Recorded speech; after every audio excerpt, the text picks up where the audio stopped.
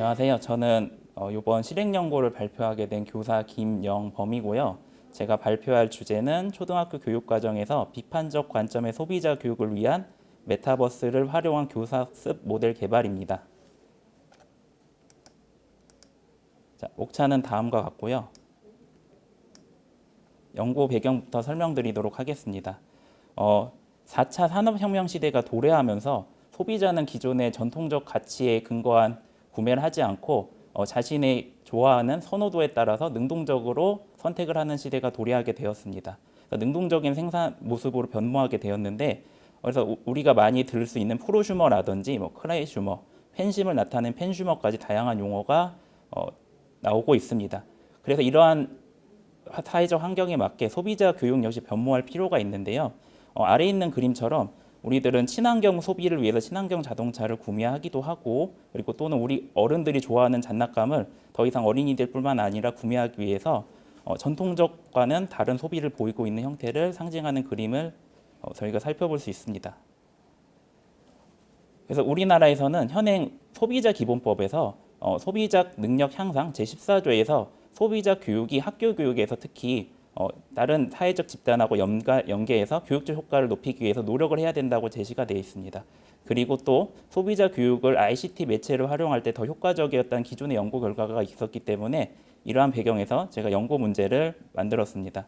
연구 문제는 초등학교 교육 과정에서 메타버스라는 플랫폼을 활용했을 때 어떻게 우리가 비판적 관점의 소비자 교육을 아이들에게 함양할 수 있는지 이러한 것을 설정해 보았습니다. 본격적으로 교수학습 모델을 어떻게 만들었든지 설명해 드리도록 하겠습니다. 일단 교육 내용적 측면에서 기존의 전통적으로 우리가 해왔던 소비자 교육은 아래에 있는 그림의 왼쪽에 이렇게 선으로 쳐져 있는 트랜지셔널 어프로치 부분입니다. 지금까지 우리 학교 교육이나 기존의 사회 집단에서 해왔던 교육은 보통 가성비라고 일컬을 수 있는 자본의 가치에 맞춰서 합리적 선택을 의도하는 거였는데, 이러한 것으로는 더 이상 아이들에게 4차 산업혁명 시대에 맞는 소비자 교육을 제공할 수가 없어서 새롭게 제시된 교육 영역은 빨간색 화살표로 나와 있는 이쪽입니다. 새로운 교육 영역에서는 소비자 시민성을 다루고 있는데, 소비자 시민성이란 윤리적, 사회적, 경제적, 생태환경적 요소를 고려해서 선택할 수 있는 소비자를 양성함을 뜻합니다. 이런 것들이 비판적 소비자 교육 패러다임에 들어가게 되고 제가 만드는 교수학습 모델에서 방법 내용적 측면에 해당하게 됩니다. 이런 내용적 측면은 어떻게 교수학습 방법에 잘 응용할까 연구를 해보았는데, 일단 많은 문헌 연구를 통해서 비판적 소비자 교육 또는 메타버스를 어떻게 교육에 활용하는지 다양한 연구 측면들을 살펴보았고, 거기에서 나온 여러 가지 교수학습 모델을 제가 좀 단계를 정리하고 그리고 말을 좀 정선해서 5단계로 아래와 같이 도표로 만들었습니다. 전체적으로는 1단계부터 5단계로 진행하게 되고요. 여기서 유의할 점은 메타버스를 수업 시간 내내나 매차시 사용하기보다는 1단계, 3단계 또는 도입하고 전개해서 부분적으로 사용하게 되는데, 이렇게 제가 제시한 이유는 기존의 선행 연구에 따르면 메타버스는 동기유발과 가장 밀접한 관련이 있기 때문에 이런 효과를 극대화하기 위해서 수업의 1단계 도입이나 중간에 사용하도록 하였습니다. 교수학습 모델을 적용하기 위해서 아이들을 제가 이용한 메타 플랫폼은 GEP라는 앱인데, 여기에서 제가 아이들에게 학생들이 교육을 할 수 있도록 맵을 제작했습니다. 이 제작하는 원리도 선행 연구를 살펴보았는데, 이 아래 그림과 같이 교육을 할 수 있는 아이들이 자료를 살펴보고 지식을 습득할 수 있는 교육룸을 토대로, 그 다음에 아이들이 배운 것들을 적용할 수 있는 퀴즈룸이 있고, 퀴즈룸을 지나면 이제 아이들이 자유롭게 토의하고 배운 내용들을 토론할 수 있는 게임룸을 만들어 놨습니다. 토의와 같이 게임룸을 같이 만들어 놓은 이유는 아이들의 동기 유발을 계속 유지하기 위해서였습니다. 구체적으로 제가 만든 수업 설계 예시는 다음과 같습니다.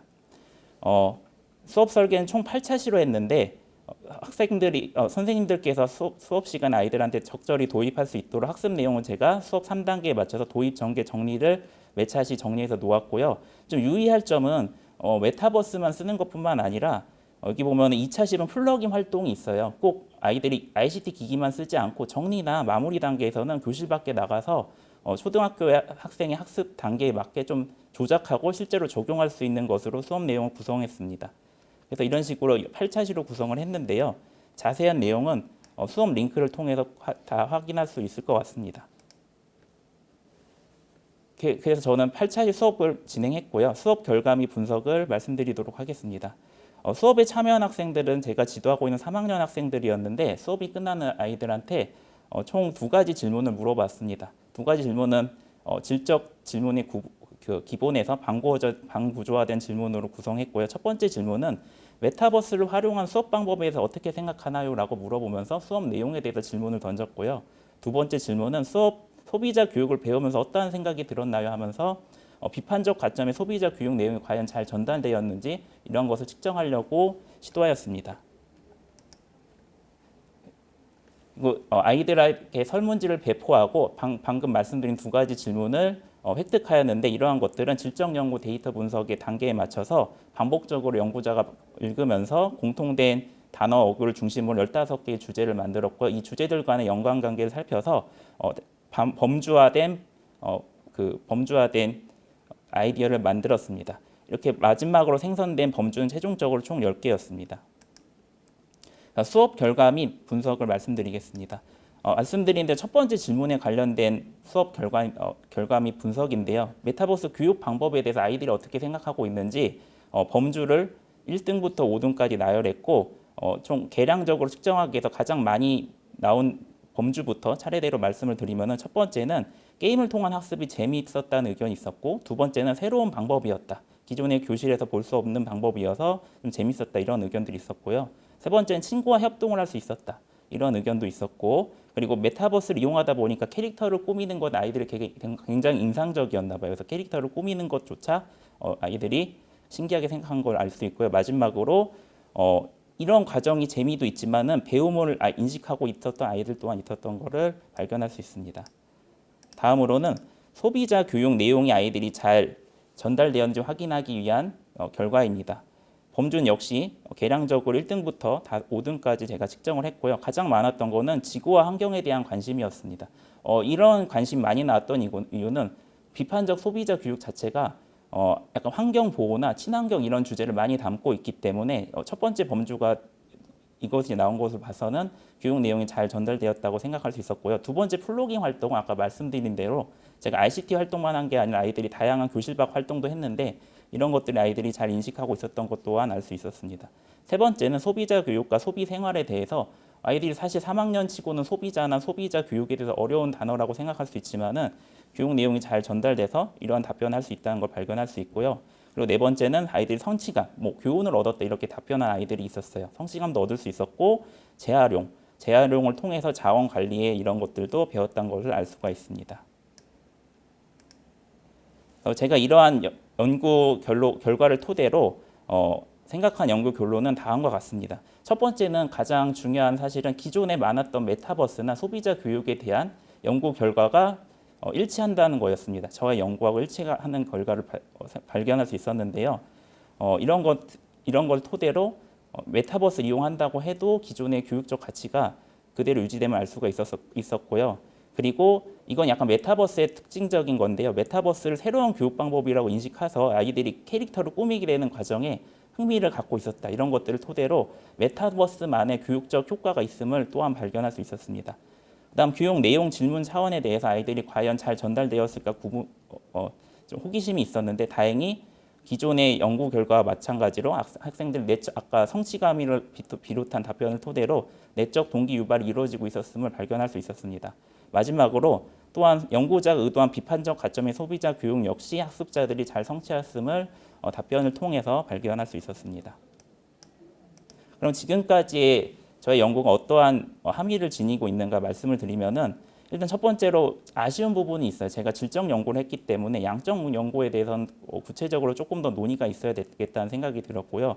하지만 그럼에도 불구하고 기존에 잘 시도되지 않았던 초등학교 소비자 영역을 다루었다는 점, 거기에 더불어서 메타버스를 이용했다는 점이 의미가 있기 때문에 4차 산업시대에 맞는 교육 방법과 내용을 적용하였다는 점에서 미래의 초등학교 소비자 교육에 분명한 기여점이 있다고 생각할 수가 있습니다.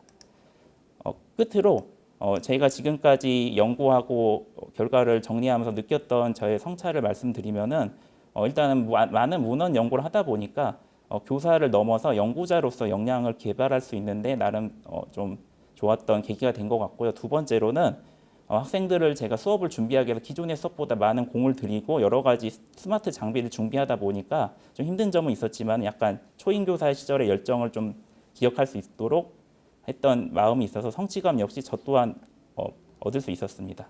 네, 이상으로 발표를 마치겠습니다. 감사합니다.